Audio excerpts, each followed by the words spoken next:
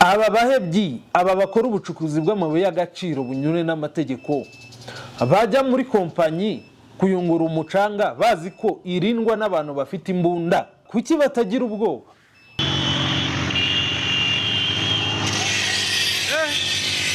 Mu by'ukuri abantu bakora ubucukuzi bw'amabuye y'agaciro bunyuranye n'amategeko nibo bantu benshi bahuje amaso n'urupfu, bakarebana urupfu rukabaturumburira. Uretse abapfuye, abakiriho rwose baragonganye n'urupfu bararureba. abacukuzi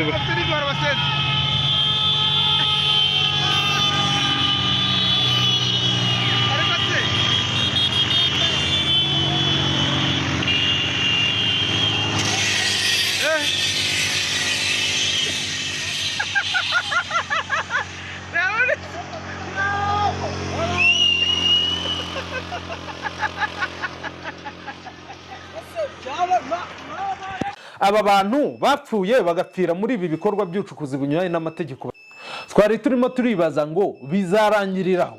Ese aya mabuye bayashyiraga nde? Abo ngabo bayashyiraga diregite bitwa abaforoderi. Abo baforoderi bo bajyana abaturage batanu bapfiriye nibura bapfuye mu masaha 28. Ni benshi. None ikibabaje kurusha ibindi,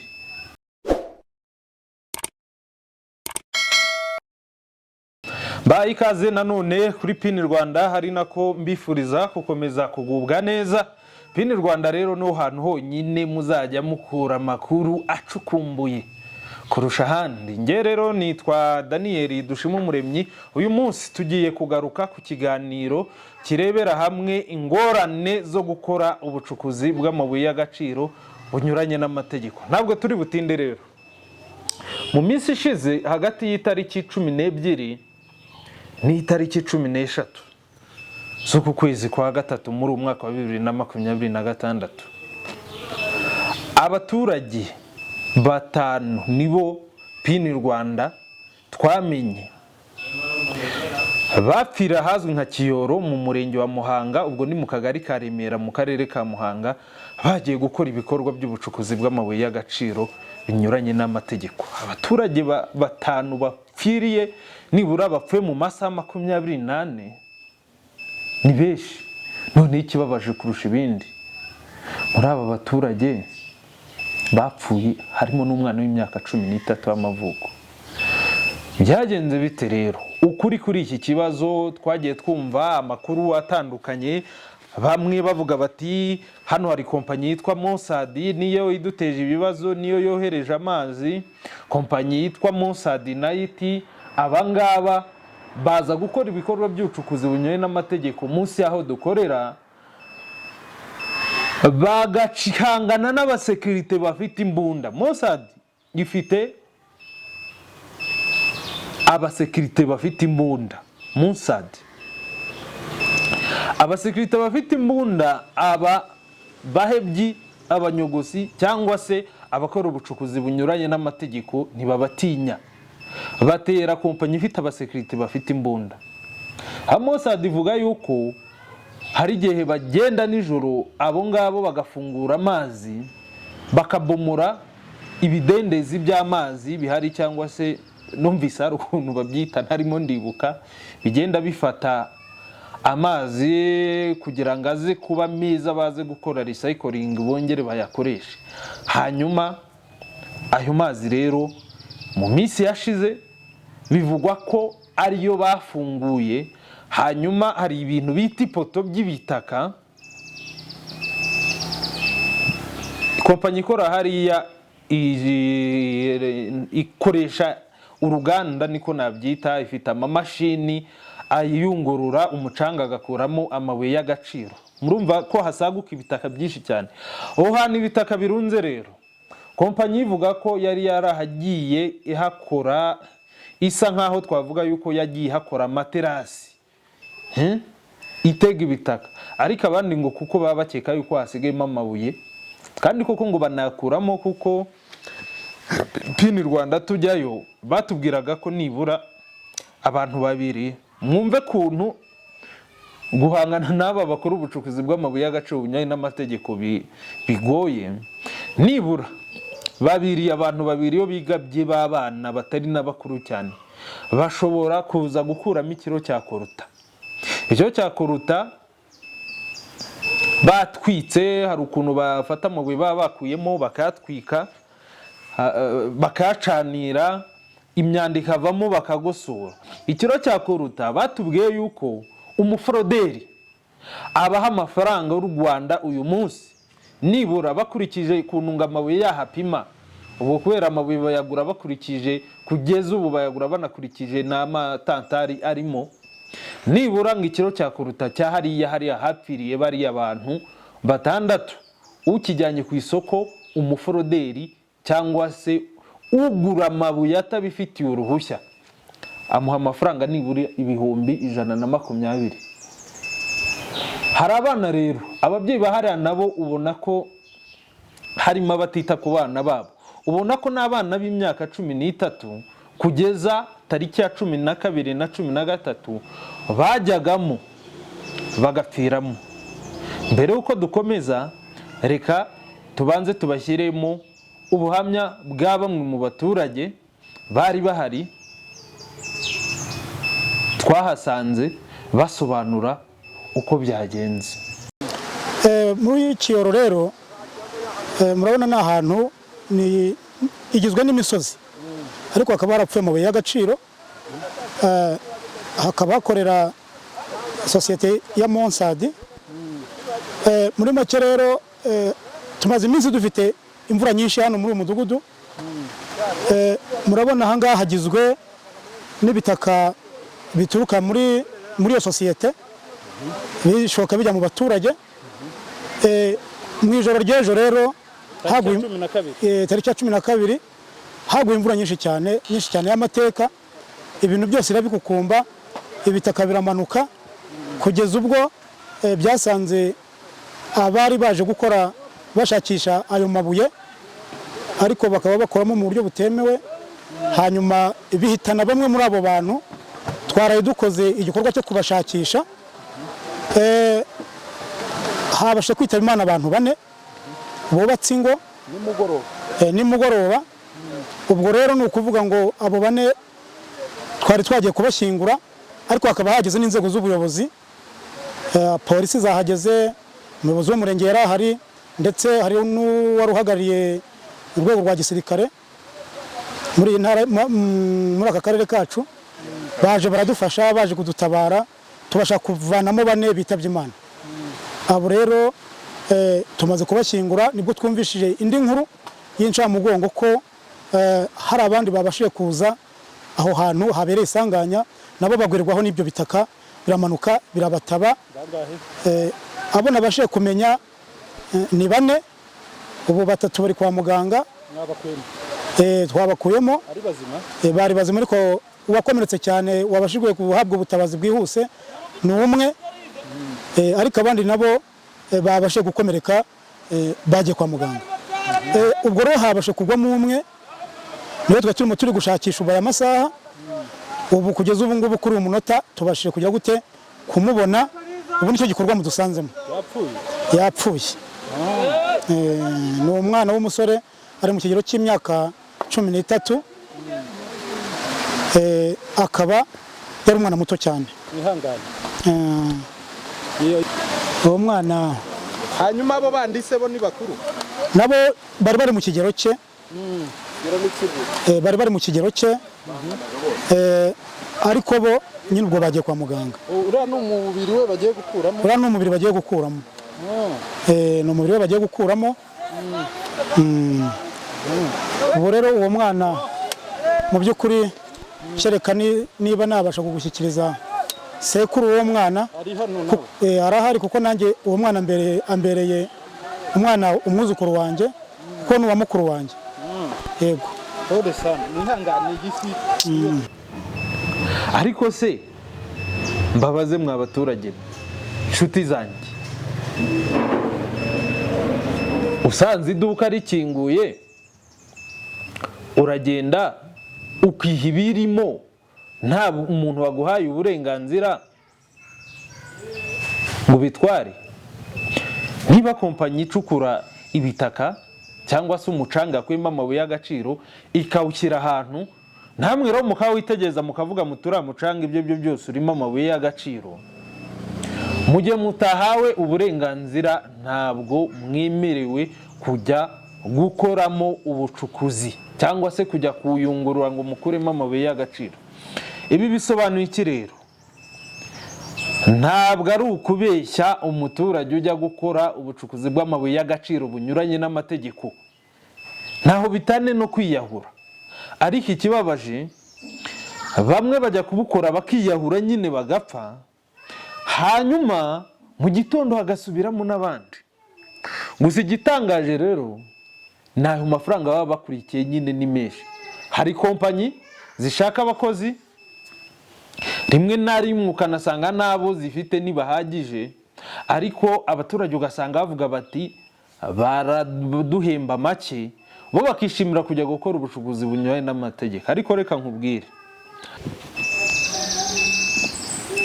aho kugira ngo uhuze amaso n'urupfu, wakwemera ugahembwa amafaranga make. Abagabo barapfa, dore yuko nyine iyo upfire mu bikorwa by'ubucukuzi bunyuranye n'amategeko nta uba urimo urakora ngo araguhe impozamarira. Abagore bagasigara barera abana bonyine, abana bakabaho nabi. Abana barapfa, ababyeyi bagasigara bababaye. Mu by'ukuri abantu bakora ubucukuzi bw'amabuye y'agaciro bunyuranye n'amategeko nibo abantu benshi bahuje amaso n'urupfu, bakarebana urupfu rukabaturumburira, bakarebana. Uretse abapfuye, abakiriho rwose baragonganye n'urupfu bararureba. Kibuye kiramanuka aracyitegereza cyenda kumumena impanga. Bamukura mu mukingo, bamukura mu isayo. Mu mwaka wa 2024, nako kuva 2018 kugera 2024 mu kwa gatandatu, twahoranye itegeko rigenga ubucukuzi bw'amabuye y'agaciro na kariyeri. Iri tegeko hari harimo ibihano bito, igihano kitari munsi y'amezi 2 ariko kitarenze amezi 6 niba nibuka neza, ku muntu wakoze ubucukuzi bw'amabuye y'agaciro bunyuranye n'amategeko. Niba nibuka, ihazabu no yari amafaranga make atarenze miliyoni 5 niba nibuka neza.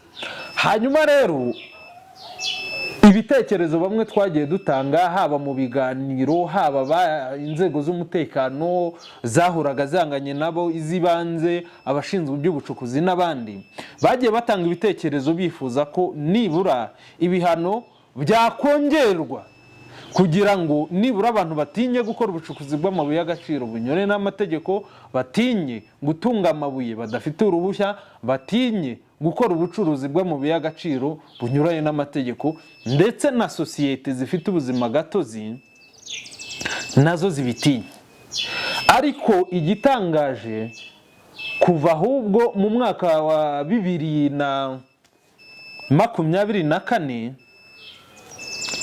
hasohotse irindi tegeko rishya rigenga ubucukuzi bw'amabuye y'agaciro na kariyeri, rifite ibihano navuga ko bikakaye, rifite ibihano bitoroshye rwose, ibihano bikakaye. Iri tegeko mu ngingo ya 63 niba nibuka neza, itegeko rigenga ubucukuzi bw'amabuye y'agaciro na kariyeri,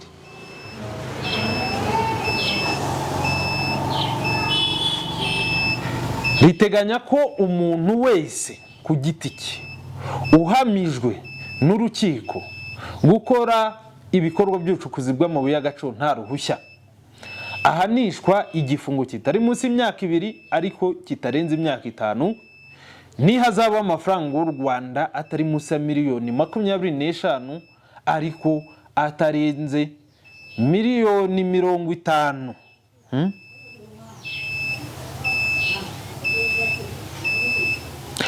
Hanyuma ingingo ivuga ko iki cyaha iyo gikozwe na sosiyete ifite ubuzima gatozi, koperative, sosiyete yabyawe n'indi, ubufatanye mu bucuruzi cyangwa ikigo gifite ubuzima gatozi. Iyo bibihamijwe n'urukiko bihanishwa ihazabu itari munsi ya miliyoni 60 ariko itarenze miliyoni 80. Urukiko rushobora kandi gutegeka ko sosiyete ifite ubuzima gatozi cyangwa se koperative, isosiyete yabyawe n'indi cyangwa se ubufatanye mu bucuruzi byamburwa ubuzima gatozi cyangwa se biseswa.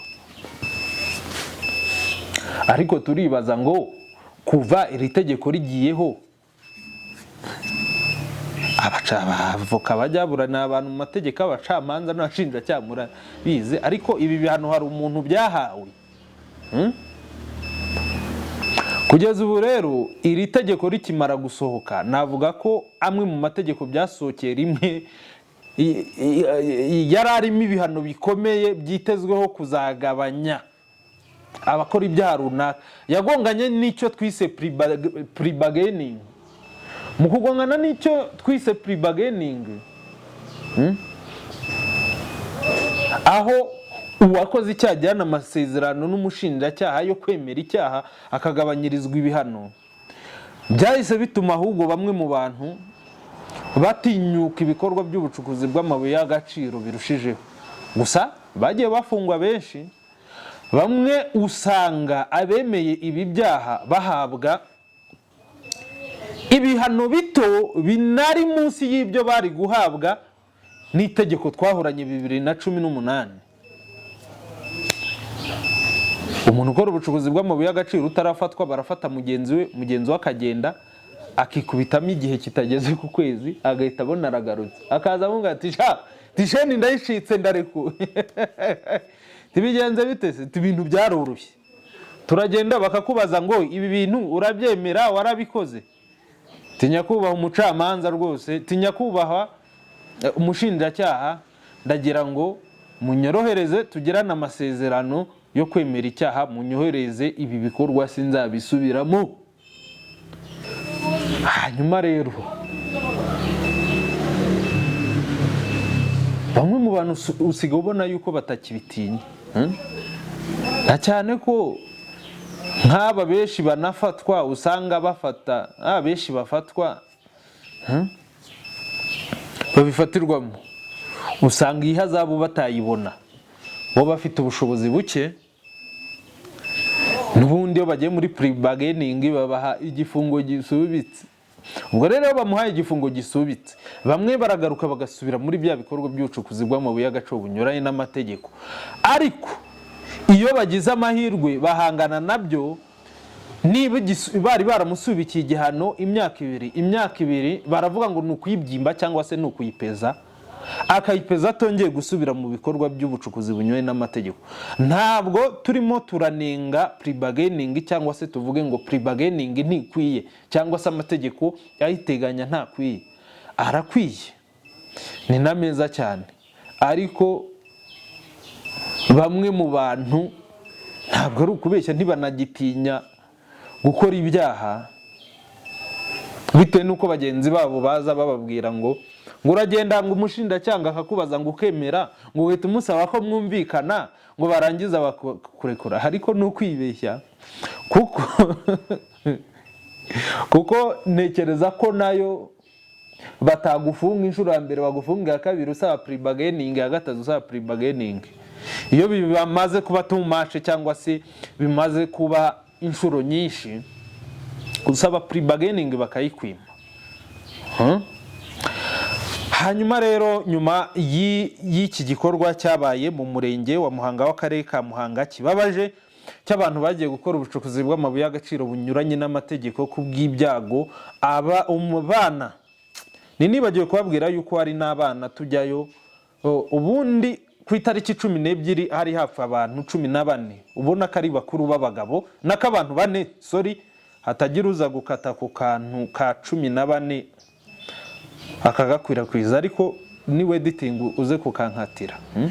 Hari hapfuye abantu 4 mu gihe bari gushyingura abo bantu 4 bari bapfuye. Mu gihe bari gushyingura abo bantu 4 bari bapfuye, bumva indi nkuru mbiko abandi bana bagera kuri 5 bagiye hahandi muri Kiyoro aho bagenzi babo bamwe bapfiriye nimugoroba, bagiye gukanyaga umucanga uva muri kompanyi baturanye yitwa Mossad. Umucanga uri ahantu ku musozi. Bumva indi nkuru mbi. Hanyuma mu kujya kubakuramo byarangiye bavuyemo abagera kuri 4 bavuyemo, umwe kubw'ibyago umwana w'imyaka 13 arapfa nawe baramushyingura. Hakurikiyeho iki rero? Navuga ko ubundi ibi byabaye mu karere ka Muhanga, ibikorwa by'ubucukuzi bunyuranye n'amategeko, ntabyo twaherukaga kumva bigwamo abantu benshi, bibamo urugomo. Navuga ko kuva mu ntangiriro z'uyu mwaka kugeza tariki 12 z'uku kwezi kwa gatatu, nibura abakoraga ibikorwa by'ubucukuzi bw'amabuye y'agaciro n'amategeko mu karere ka Muhanga bari baragabanutse, ariko nanone banagabanutse binagizwemo uruhare n'inzego. Hari ubukangurambaga bwigeze gukorwa n'urwego rw'igihugu rw'ubugenzacyaha RIB ku bufatanye na RMB cyangwa se ikigo cy'igihugu gishinzwe mine peteroli na gaze, banifashisha drone bakayijyana rwose, ubona ko bagenda bakurikira abari bari mu bikorwa by'ubucukuzi bunyuranye n'amategeko. Ubona ko ababukoraga icyo gihe bikanzeho gato. Nyuma yaho naho haza kuvugwa abantu ngo bitaga ba long tan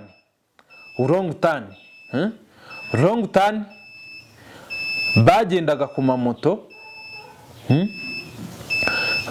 ku mamoto, abo bo muri long tan bakagenda bagatera kompanyi zifite license cyangwa se zaba iz'ubushakashatsi cyangwa se z'ubucukuzi, bakazibangamira, bakongeraho nabo no kujya kwangiza ibidukikije no gukora ibikorwa by'ubucukuzi bunyuranye n'amategeko.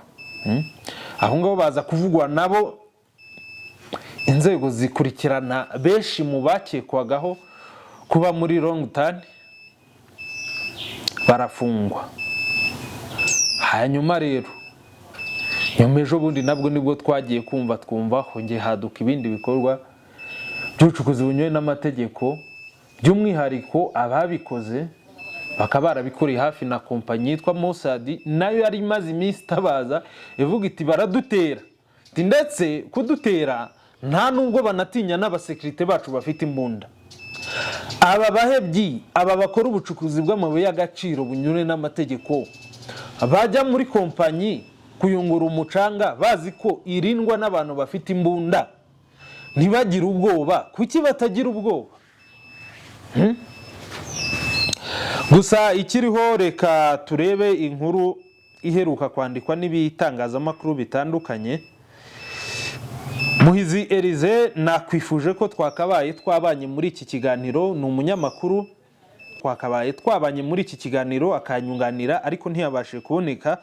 Gusa reka nifashishe inkuru yanditse ku itariki 16 z'uku kwezi kwa gatatu n'ubundi muri umwaka wa 2026. Ndabona yaragiyeho saa 12:46.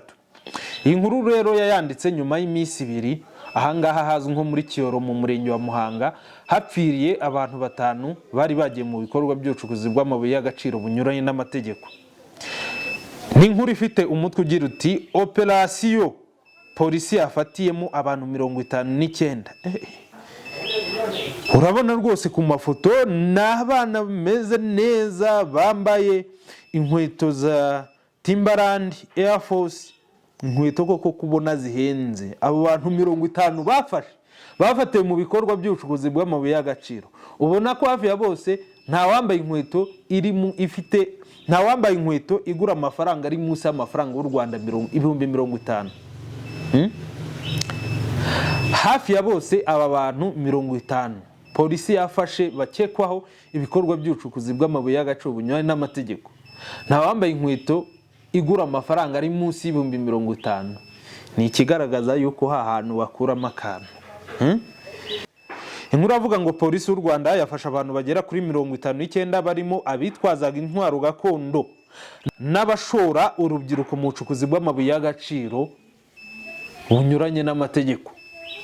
Mu bafashwe biganjemo urubyiruko ruri hagati y'imyaka 20 na 35 y'amavuko. Umuvugizi wa polisi mu ntara y'Amajyepfo CIP Hassan Kamanzi yabwiye Umuseke ko hakozwe operasiyo ikomeye ya polisi mu mujyi wa Muhanga. Abagiye kugabana amafaranga bakura muri ubwo bujura no mu bikorwa by'ubucukuzi bw'amabuye y'agaciro butemewe. Nuvuga ngo mu mujyi wa Muhanga nta bucukuzi bw'amabuye y'agaciro bwemewe hakorerwa. Hanyuma ariko aba babafatiye mu mujyi wa Muhanga, abona ko bari banambaye neza wa mugani, ntabwo bari kuza mu mujyi bafite bya bitaka biba biri ku myambaro yabo bari mu bucukuzi butemewe n'amategeko. Aba bose bakekwaho ibikorwa bigayitse bigamije guhungabanya umutekano n'ituze. Umuvugizi wa polisi avuga ko aba bose bateraga ibirombe bifite ibyangombwa bya RMB bagakomeretsa abakozi, hanyuma bakigabiza amabuye y'agaciro bakuyemo. CIP Kamanzi avuga ko bafite amakuru ko abakoresha babatumyeho kugira ngo baze kubaha ibihembo by'akazi bakoze. Yagize ati twabaguye gitumo baje kubahemba ngo bongere basubire muri aka kazi kagayitse ko guhungabanya umutekano w'abaturage no kwiba ibyo batavunikiye. Yaba babatuma nabo bakoresha ubu bari mu maboko ya polisi, bakaba bategerejwe kugezwa mu bugenzacyaha.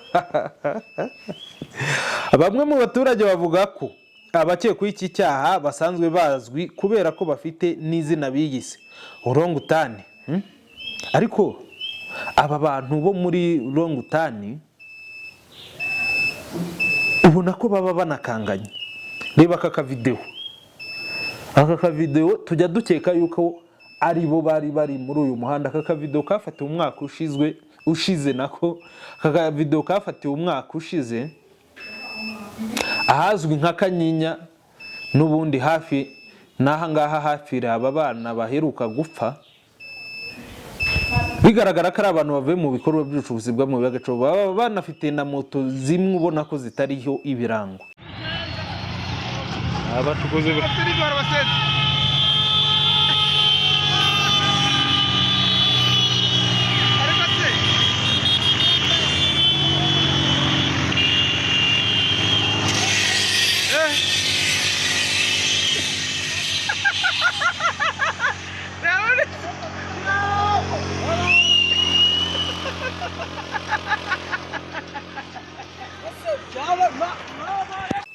bamwe mu baturage bavuga ko abakekwaho iki cyaha basanzwe bazwi kubera ko bafite izina biyise orangutani. Orangutani ubundi ni filimi yamenyekanye cyane inanateye n'ubwoba, ariko bakaba bihisha inzego z'umutekano. Umuturage umwe yabwiye Umuseke ati bagaba ibitero mu matsinda kuko hari abamburaga abaturage batari mu bucukuzi, abandi bakajya mu birombe. Abenshi mu bafashwe kandi bakomoka mu murenge wa Muhanga, abandi bakaba ari abo mu karere ka Kamonyi. CIP Kamanzi avuga ko nyuma y'uko ubugenzacyaha bukoze iperereza hazamenyekana uruhare rwa buri wese muri ibi bikorwa. Bamwe bakazashyikirizwa ubushinjacyaha, abandi bakaganirizwa bakajya kugororwa. Polisi irashimira kandi bamwe mu baturage bafite umuco wo gutanga amakuru, ikanenga abijandika muri ubwo bugizi bwa nabi, ibasaba kubucikaho. Abafashwe bafungiye kuri sitasiyo ya polisi ya Nyamabuye. Aha hari ku itariki 16. Iyi nkuru ndabona ariho yanditswe y'uko kwezi. Twari turimo turibaza ngo aba bantu bapfuye bagapfira muri ibi bikorwa by'ubucukuzi bunyuranye n'amategeko bagera kuri 6. Twari turimo turibaza ngo bizarangiriraho. Ese aya mabuye bayashyiraga nde? Abo ngabo bayashyiraga diregite bitwa baforoderi. Abo baforoderi bo bajyana. Akenshi rero unasanga ikinatangaje kinababaje n'aya mabuye afatwa ndakaba abaforoderi bagura nabo ubwabo usanga batayarenza hafi n'ubundi muri utu turere Muhanga, Kamonyi na Ruhango. Ntabwo mubarengaho rwose, ntabwo arengaho, kuko kuri kontwari haba umukozi wa RMB ureba ko amabuye binjije afite tax cyangwa se afite ibyangombwa n'ibimenyetso bigaragaza ahakomotse. Ariyo mpamvu amabuye azimirira muri kompanyi n'ubundi zemewe zikora ubucukuzi bw'amabuye y'agaciro. Mu makuru tumaze iminsi dushakisha nuko n'ubundi amabuye nta handi azimira muri kompanyi, aya y'abahebyi azimira muri kompanyi zemewe zikora ubucukuzi bw'amabuye y'agaciro, hanyuma zigasaba ibyangombwa bya tagisi cyangwa se zigasaba tagisi. Izo tagisi amabuye ava mu turere amanuka agera i Kigali afite ibyangombwa byuzuye. Akenshi twumva ngo bafashe umuntu ngo uhetse urumogi ngo bamufatiye Kamonyi ngo bamufatiye Kigali, ni gake twumva ko bahafatiye ufite amabuye y'agaciro. Kandi abacukura binyuranye n'amategeko bangiza ibidukikije, abangamira n'abandi,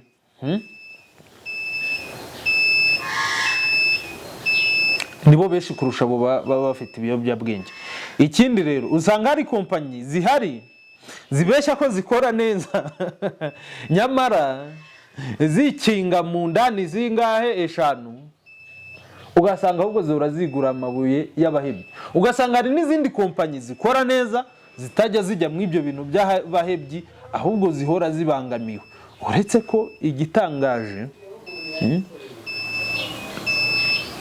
nuko babahebyi bajya bahindukira bagaterana za kompanyi zimwe mu zibagurira amabuye.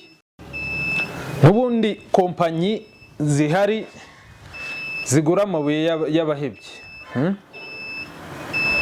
usanga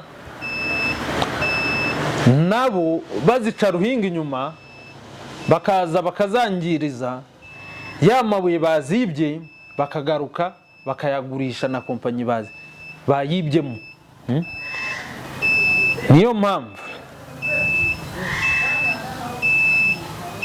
gukora iperereza muri ibi bikorwa by'ubucukuzi bw'amabuye y'agaciro bisa naho bigoye. Hari umuntu ukora mu nzego z'umutekano ukomeye, twari turi kumwe, yampaye akarifuti, arambwira ngo habamo za mafiya, ngo habamo za mafiya, niho hantu hambere habamo amanyanga akomeye. Urebye abantu bamaze gupfira mu bikorwa by'ubucukuzi bw'amabuye y'agaciro kunyuranye n'amategeko ntibabarika, nta bintu bwemewe bapfiramo, ariko nibura kompanyi kubera ko ziba zaratse ubwishingizi, famiye zigasigarana impozamarira. Ariko ahangaha rwose ubona ko ari ibintu bibabaje cyane. Abaturage 5 bapfiriye umunsi umwe, barimo ababyeyi bareraga abana. Birababaje cyane. Gusa ikiriho ntabwo, kandi nanone n'abandi baturage, kuko abaturage ubundi badasigaye bavugisha ukuri, ubundi babaye iki?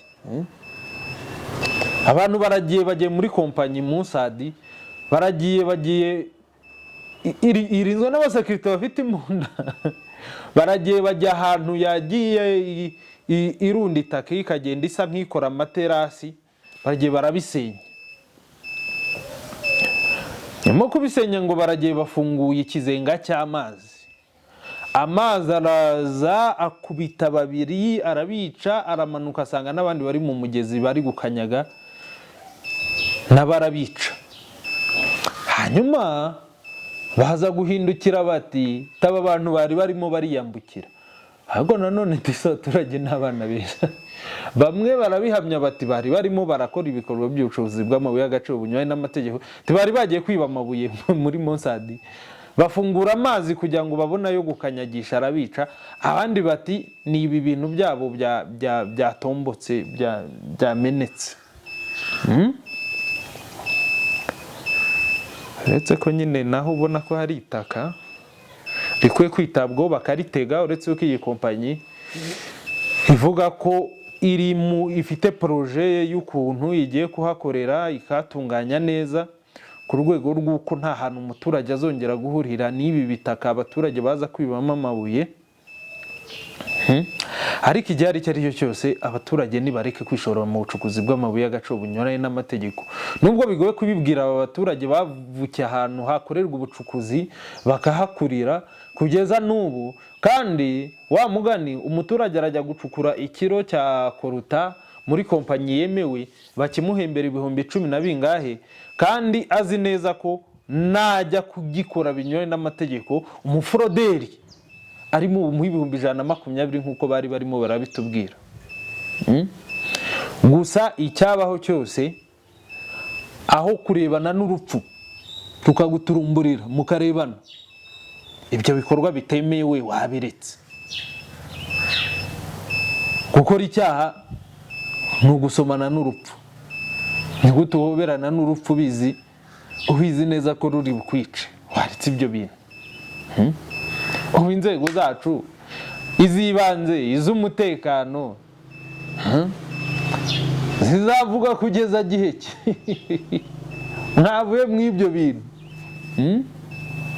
nimuve mw'ibyo bintu. Ngayo rero nguko njyewe ndi Daniel Dushimwumuremyi. Hanyuma rero abatuye mu mujyi wa Kigali mu nkengero zawo, ariko n'abatuye mu ntara, mwese muratumiwe kuwa gatanu muri Kraus Bar na Resto ku Gisozi ruguru ya Iyerika.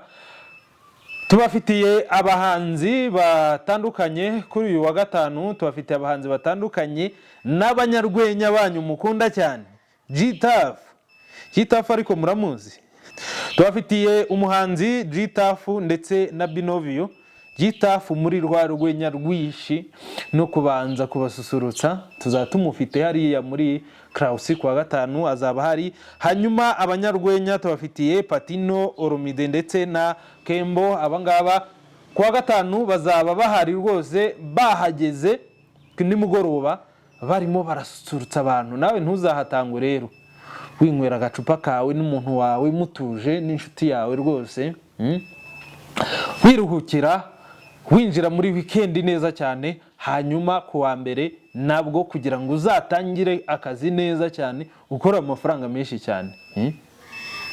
Namwe rero mujya mu bikorwa by'ubucukuzi bw'amabuye y'agaciro binyuranye n'amategeko, nimubivemo. Ahasigaye kuwa gatanu muzajya mujya gutaramira muri Karawusi mwisanzuye, ariko zigora ugenda ubundabunda. Uziko ibyo bikorwa mukora bituma muhora mugenda mubundabunda. Mwaretse kubundabunda, k'iki gihugu ari icyanyu, uru Rwanda ari urwanyu. Ni gute ugenda mu gihugu cyawe ubundabunda? Wayaretse ibyaha ukajya ugenda mu gihugu cyawe wemye nta uhanganye nawe. Ngaho nguko rero njyewe nari Daniel Dushimwumuremyi. Mukore like, share na comment. Hanyuma rero Pin Rwanda ku mbuga zitandukanye, Facebook ni Pin Rwanda, Instagram ni Pin Rwanda, ndetse X iyahoze ari Twitter nayo ni Pin Rwanda. Hanyuma no kuri YouTube ni Pin Rwanda. Mukore subscribe, ahandi mudufollowing, mudukurikire na channel yacu ya WhatsApp cyashya twafunguye uyu munsi ni Pin Rwanda. Turabakunda cyane.